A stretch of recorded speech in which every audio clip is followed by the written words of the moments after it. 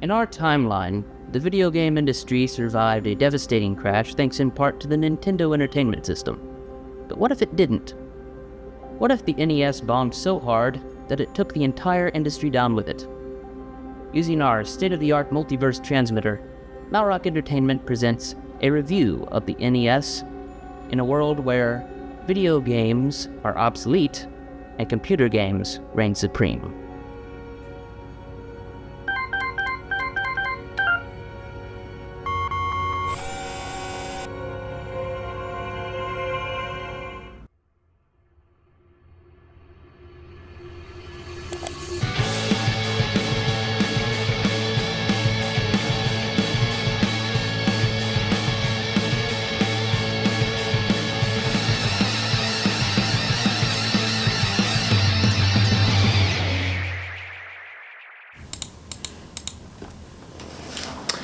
Alright, I know the schedule said we were looking at Scalebound today, but wouldn't you know it, the servers have been down for 3 days and I have no idea when they're coming back.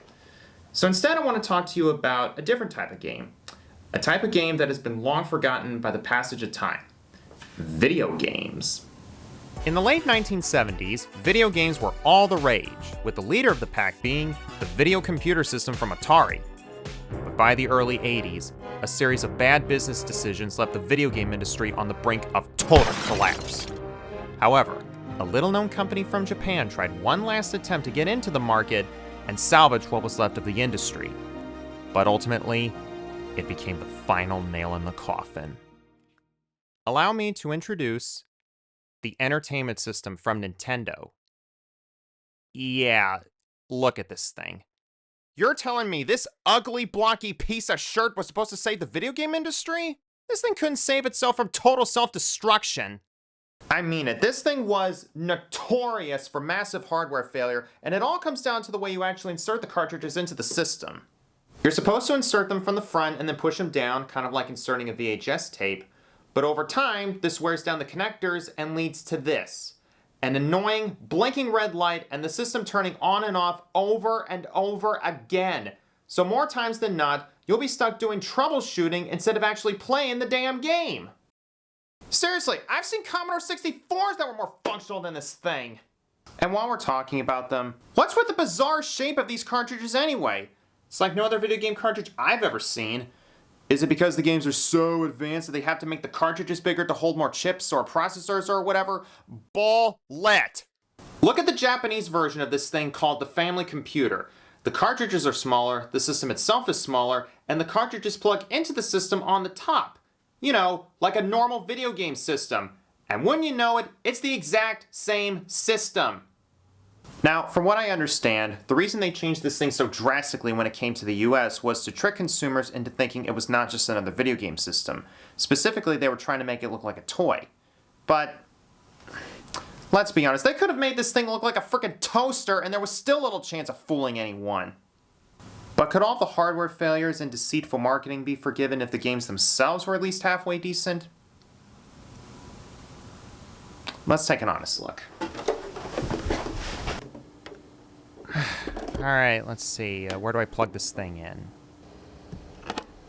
No, not there. Not there either. You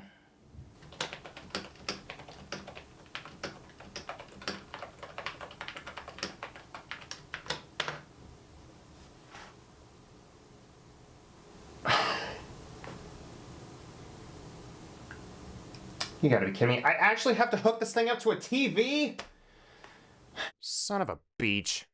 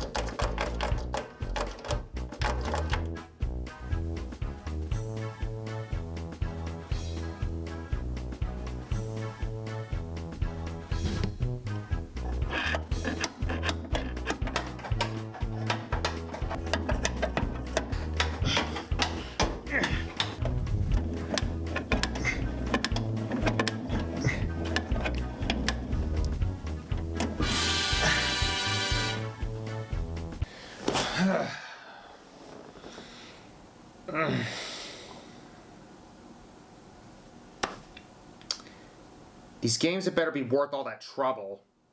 We begin with 10-Yard Fight. It's a football game and was actually developed by a company called Irem,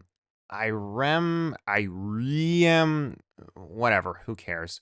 Basically what you do is you just run the ball to the end zone just like an actual football game. At the beginning of the game, you control multiple players at once, and your teammates essentially act as a shield as you try to avoid the opposing team.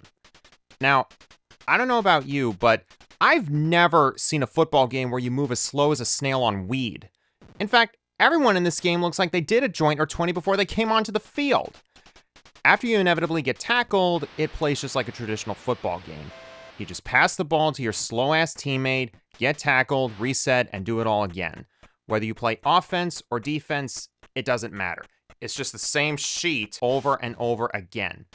You can also select the skill level of the opposing team from high school all the way to Super Bowl. But all I can say is, what the hell kind of steroids are they giving these high schoolers? Because they're making Pat Tillman look like Rusty Lish. Seriously, where's the DEA when you need them? Next is Clue Land. You play as this pufferfish thing swimming around this board while grabbing onto these poles to go around in a circle. When you let go, you change direction. You also have to avoid these blue spiny things, which I think are supposed to be sea urchins. The way you defeat them is also really bizarre. You shoot these beams at them and then they turn into chocolate chip cookies, and then you slam them into a wall. Damn! Nobody messes with a cute red pufferfish thing that sometimes has an arm that almost makes it look like a crab. The objective is to make these gems appear in certain places. When you uncover them all, they make a picture. It could be a face, a spade, a heart, and... is that supposed to be a mouse? Why the hell is it sticking its tongue out at me? And I gotta say, this whole grab onto the poles to change direction thing is very disorienting, and it really takes a lot of time to get used to. It's especially frustrating when the controls actually change depending on which direction you're facing. And if you're not careful, you'll run into a sea urchin faster than you can say, "Great Barrier Reef!" And speaking of fast, the timer is unforgivingly, unfairly fast. By the time you finally get the hang of the complicated controls, it's too late. There are also these stupid pink things that bounce you in the opposite direction. You can be trying to slam a sea urchin into a wall, or be just within pixels of getting the next gem and boing! You're bounced back the other way. But the biggest problem that I have with this game, aside from its unforgiving learning curve, is that there's simply not much to it. The entertainment system was supposed to be a highly advanced video game system, but this was one of their first feet forward? Well, maybe there's some innovation down the line, so let's keep going. Now we've got Wrecking Crew. Several buildings have been scheduled for demolition, and rather than, send in a whole wrecking crew, like the title of the frickin' game, the construction company decides to send in just one worker with a giant mallet. Kind of makes you wonder about the financial situation of this company if they're only able to afford one single worker. Anyway, your job is to knock down all the structures in the building in order to collapse it in on itself. At first it's kind of fun to destroy stuff, but after a while it gets really repetitive, really boring, really fast. The only enemies you come across are these weird robots who want to stop you from demolishing the building for some reason. You can't touch them, or else you'll die and have to start all over again. The only chance you have of defending yourself is these green doors. You hit them and they open up, allowing the robots to blindly walk inside. There are also these bombs which knock off several structures in a row, but you better be careful when you hit them because if you hit them at the wrong time, they knock your ass down to the bottom where you get hit by the flickin' robot! When you get to stage 3, that's when things get really fouled up. It starts you at the top and you have to work your way down. You can move to the opposite sides of each platform, but if you drop down at the wrong spot, you fall and might miss a structure. And once you hit the bottom, there is no way to climb back up again. Your only chance is to hit the robot on purpose and then start the stage all over again, which is fucking bullspit! But the main problem is, again, there is no reason for this game to be on the system. This looks like something that belongs in an arcade. Well, at least you don't have to deal with some rich flagpole hogging the game all day, but then again, Is this really a game worth hogging? Next is baseball. That's it, just baseball. Well, at least the title gets right to the point. You pitch, swing, run, catch. It's baseball. I mean, it's not too bad, but there is one thing that's kind of distracting. When you hit the ball, there is a bit of a delay between you swinging the bat and actually hitting the ball. Half the time, it's hard to tell whether you even hit the ball or not. There's also this weird mechanic where you can actually stop swinging the bat halfway through. I guess it's supposed to be for making a bunt or something, but it's just so awkward. One thing I do kind of like is when the ball reaches the end of the field, it zooms out a little and gives the feeling of sitting in the stands. Also, the players themselves have some pretty decent animation, even when the game does zoom out. But at the end of the day, it's just baseball. Moving on. While we're on the subject of games with titles that get straight to the point, golf. You pick your club, line up your shots, set the power meter, swing, and that's pretty much it. One thing that's kind of weird is that it's shown from two different angles. The first is an overhead view, which makes sense since you have to actually see where the ball goes, but you also have this over-the-shoulder perspective where you can actually see the golfer. It's like they couldn't decide which angle to go with, so they just decided to do them both. The problem is, it becomes distracting when you're looking at two different angles at the same time, and it makes you go cross-eyed. Overall, though, this game is about as exciting as playing real golf. Speaking of exciting, our next game is Excitebike. It's a racing game where you race on some of the most unsafe courses in motocross history. I mean, look at some of these. There are ramps every couple of feet, some one after the other, and when you hit a ramp and go up in the air, you have to make sure you land the right way or you fall flat on your face, which slows you down. What this means is you have to move the control pad around like a madman to ensure that you land correctly. Otherwise, you and your bike fly off to the side of the track, and you have to tap the button like crazy just to get back on your bike faster. Another thing that slows you down is that your piece of shit bike can actually overheat. In addition to a regular acceleration button, there's also a button that gives you an extra boost. But if you hold it down for too long, the bike overheats, then you have to pull over and wait for the temperature to go down before you can get back on the track, potentially costing you the win. There are two main modes, Selection A and Selection B. They are roughly the same, except with Selection B, you have to race against other people who will run into you every 5 seconds. Hey, watch it, grass ball! There's also a mode where you can actually make your own tracks, although I doubt this game actually saves the tracks you make so you can share them with your friends, so what's even the point? Lastly, every time you boot up the game, the title screen music changes slightly. Weird. So, anyone for tennis? Well, that's what we're playing next, so deal with it. You throw the ball up in the air, bat it back and forth until someone scores, and you get the idea. It's tennis. To be honest, if there's one thing I can give most of these sports games, it's that it does almost feel like you're playing the real thing. Also, I kind of like this pseudo 3D effect when the ball goes way up in the air. Although one thing that's incredibly annoying is that the hit detection is incredibly hit and miss. Quite literally. And it doesn't help that the players move around like they just did a line of speed before the match. Damn it! Shoot! Son of a... Okay. Okay. We really gotta move on because I don't want to end up like John McEnroe. Up next, pinball. Well, it's just a pinball game, a very average one. Although one thing that's annoying is that every time the ball goes to the top of the screen, it flashes for a fraction of a second and then it goes to the top of the board. Would it have hurt them to tilt the board at an angle like an actual pinball machine? Constantly switching between both halves of the board is so disorienting. Not to mention, since this is all digital, no matter how hard you hit the button, you won't be able to hit the ball any harder. Speaking of the buttons, which of these buttons control the paddles?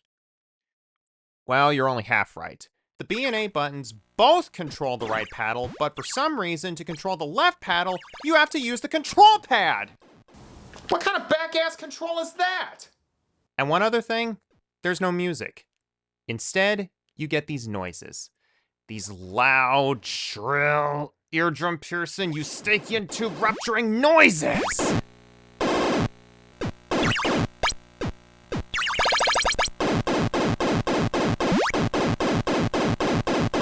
Overall, there is no way to become the pinball wizard with this game. You're better off just investing in a real pinball machine instead. Now we're gonna play some soccer, whether we want to or not. You get a choice of 7 countries you can play as, and you can even pick how long each half lasts. Which is weird considering that when you actually start the match, the clock moves faster than a leap to daylight savings time. It seems that even the game wants to get itself over with as quickly as possible. Not that I blame it, because this is slow, tedious, boring, but somewhat playable, much like real soccer. Also, at halftime, you're treated to a little show from a group of cheerleaders. Oh, come on, girls. Put some feeling into it. You'll never make the regional championships with that kind of choreography. Up next, we got a really weird one. Ice Climber. Now, I don't know about you, but when I think of ice climber, I think of someone climbing up the side of a mountain. You know, like Mount Everest. But you know what I don't think of?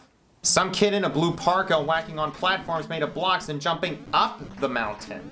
Not only that, you also have to whack birds in these little snowball yeti things. Okay. But the one thing about this game that really gets my blood boiling is the jumping control. When you get ready to jump to the next platform, you have to make sure that you have enough clearance space or you won't make the jump. And there is no way to control your jump in midair. This is especially a problem when you get to the bonus stages, since the entire floor is made of solid ice. Get up there! Get up there! Damn it! Shine! Another thing that's really irritating is sometimes little snowball blasters come by with ice and cover up the holes you've already made. Fuck you, you little furballs of shit! And once again, we run into the same damn problem. This is the type of game that belongs in an arcade, not a supposedly highly advanced video game system. Alright, let's try Kung Fu. Pretty straightforward. You walk from one end of the room to the other and beat the crap out of anyone and anything that gets in your way. You can do kicks, jump kicks, sweeping kicks, and punches too. Although since punches and kicks do more or less the same amount of damage, and the fact that the kick actually reaches farther, having the punch is kind of pointless. Oh wait, you actually get more points from punching. Whoop-de-doo. I do like that enemies come at you from opposing directions so the gameplay doesn't get too tedious. And you gotta love the digitized speech whenever you attack someone. There are also these dirtbags who throw knives at you. You just jump or duck to dodge the knives, and you can beat these casseroles senseless. Towards the end of the stage, you come across this dumbass who just whacks you on the head with a stick. You just gotta sweep kick him enough times while he's readying his attack, and BAM! Later on, you come across snakes that come out of falling vases, fire-breathing dragons, and these floating beehive things. But no matter, you just give him a taste of your fists and feet of fury! Yeah! Yeah! Eat my feet, you slithering Shin sticks! ha! Okay, I'm having way too much fun with this game. We gotta move on. Now, these next few games require some accessories. Accessories that were a part of Nintendo's pathetic attempt to distinguish itself from the competition. First up, the Zapper. Yes, Nintendo actually made a gun. Although if you lived in Japan, it really did look like a gun. Damn. The Japanese don't screw around. Now, the way this thing works is that it's supposed to detect a bright light source in order for it to interact with the game. When you pull the trigger, the screen goes black for a fraction of a second, and the targets you're supposed to hit become white squares. Now, the problem with that is that it's designed to work with certain TVs. Specifically, TVs with those big-ass cathode rays on the back. If you try to do it on modern HD TVs, it won't work. Fortunately, my TV is old enough to be considered an ancient relic, so we should be okay. Our first game for the Zapper is Duck Hunt. It starts off with your hunting dog sniffing around and he leaps behind the bushes. Then, ducks start flying around and you just shoot them down. When you shoot them, the dog pops up and holds him in his front paws as if this was a Looney Tunes cartoon. But when you miss and the duck flies away, the dog pops up and starts laughing at you. Yeesh. What a bick! Literally. There's also a clay shooting mode, which I guess was made to appease the animal rights people. But then again, those are the same kind of people who pitch a fit every time someone trips over a cockroach, so what the hell do I know? Up next, Wild Gunman. This one's actually kind of cool.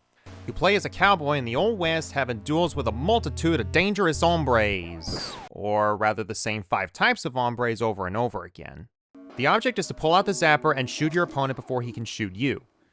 There are 2 timers on the upper right corner. The bottom one, you have to be as fast or faster on the draw in order to win.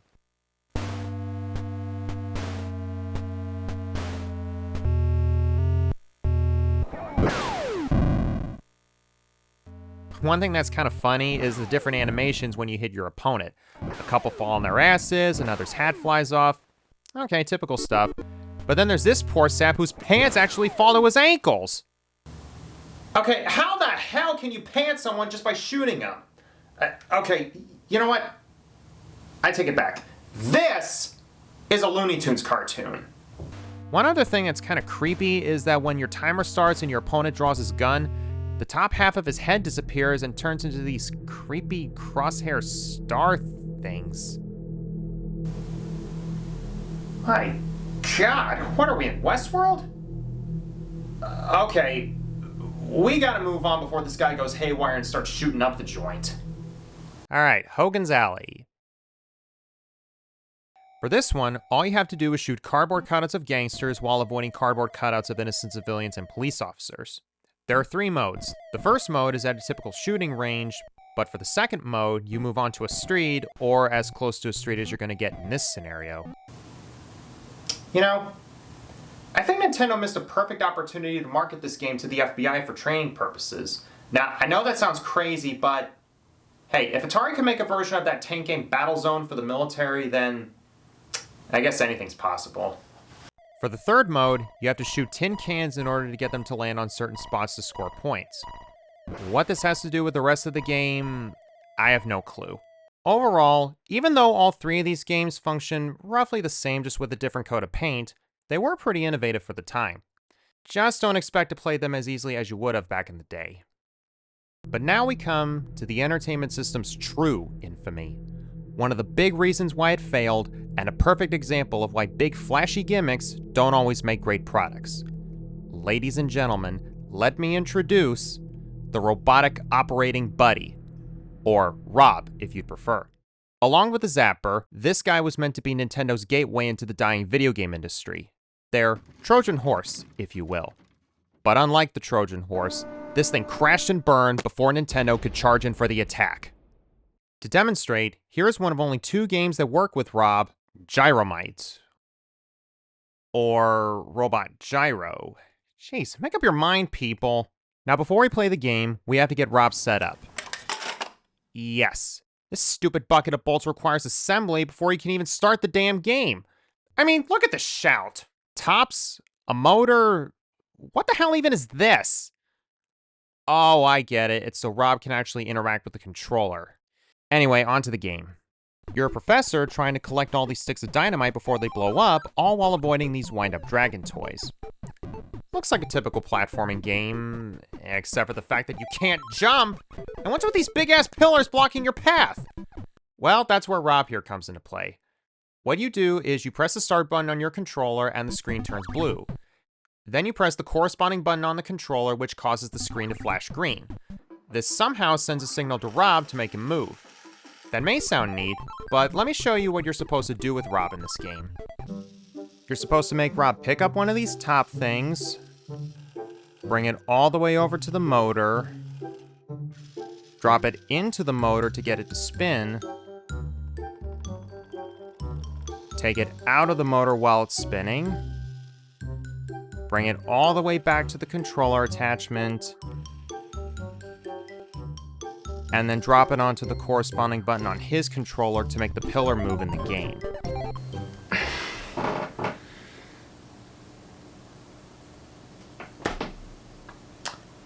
Are you starting to see the problem here?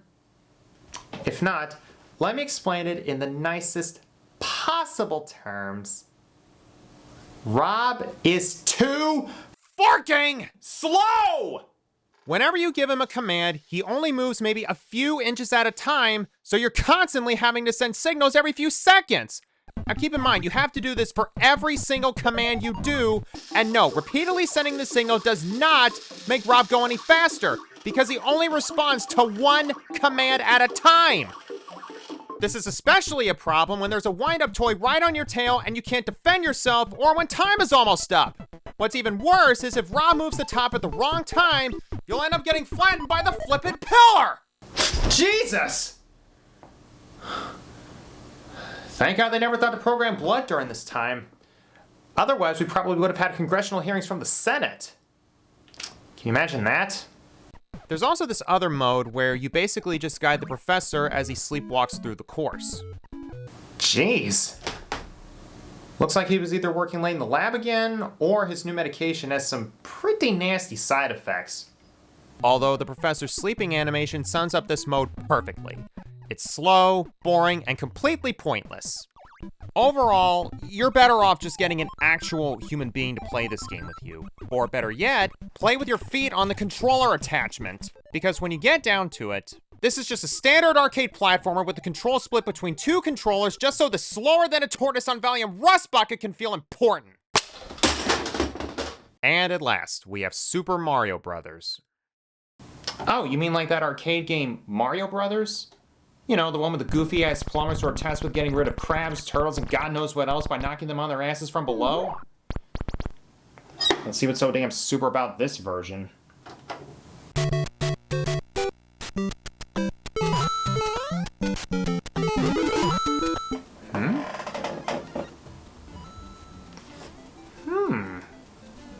Okay, not exactly what I was expecting, but this does have some potential. You just move from one end of the screen to the other, much like Kung Fu. You stomp on enemies, including these turtles, and... the hell are those? And who's this yellow-bellied master hiding in a cloud throwing spiny turtles at me? Get down here and face me, you miserable, cowardly, wretched little caterpillar! You can get power-ups like this mushroom that turns you into a giant... what? There's also this flower that gives you a change of wardrobe and gives you the ability to shoot fireballs. And once in a blue moon, you'll find the star which makes you invincible so you can mow down everyone who dare stands in your way. There's also a great amount of variety in the level design. Sometimes you're underground, sometimes you're underwater, sometimes you're in the sky, and sometimes you're even in a castle. And see, this is what I'm talking about. If Nintendo had actually done more games like this, the entertainment system would have been a huge hit. But of course, there are lots of things about this game that suck. First off, the controls are incredibly sensitive. When you let go of the control pad, you actually gain momentum and you keep moving for a fraction of a second. It's like this guy shined his shoes with Crisco before he went on this magical quest in wherever the hell this place is. And when you jump, you can actually jump higher the longer you hold the button. This can be problematic when you're trying to jump from one platform to the other and it's at a great distance. If you don't make the jump just right, whoop, down you go! Damn it! Damn it! Damn it! And look at this crap. All I'm trying to do is jump up on this damn spring, but if you don't hit the button at the right time, it doesn't work. Get up there! Get up there! Get up there, damn it! Ugh, finally. Alright, so when you make it to the end of the castle level, you come across this big dragon guy who breathes fire at you. Better lay off the Tabasco, big guy. All you have to do is jump over him and touch this axe, which breaks the bricks he's on and sends him to the fiery pits of hell. So after all that, you come across this guy who has a mushroom on his head who tells you that... oh, you gotta be kidding me. Our princess is in another castle? Yeah, screw that. I'm not doing all that stuff again. Overall, the entertainment system was such a flop, it died after only 6 months on the market, and it took the whole video game industry down with it. Yeah, now, I didn't pick these games. This is all of them. I just reviewed every entertainment system game that was released in North America. Yes, that's right. I'm holding the entire library of games for this piece of junk in this one little bin. Well, except for the other ROM games stacked up because it's rare, expensive. It's probably just a stack of crap anyway. Now, in all fairness, most of the games were at least playable. But the problem was, they're the exact same kind of games you could have found in the arcades at the time. Now, the whole point of the entertainment system was to get people into video games again and resurrect the dying industry. But with very few exceptions, Nintendo barely made any attempts to do anything new or innovative. Or to get people to give a hoot about this damn thing. Now, I'm sure that had it been a hit, the technology would have eventually improved and we would have gotten something truly revolutionary. But the fact is, nobody really gives a darn about video games anymore. And maybe that's for the best. Now, if you'll excuse me, I gotta go take out the garbage.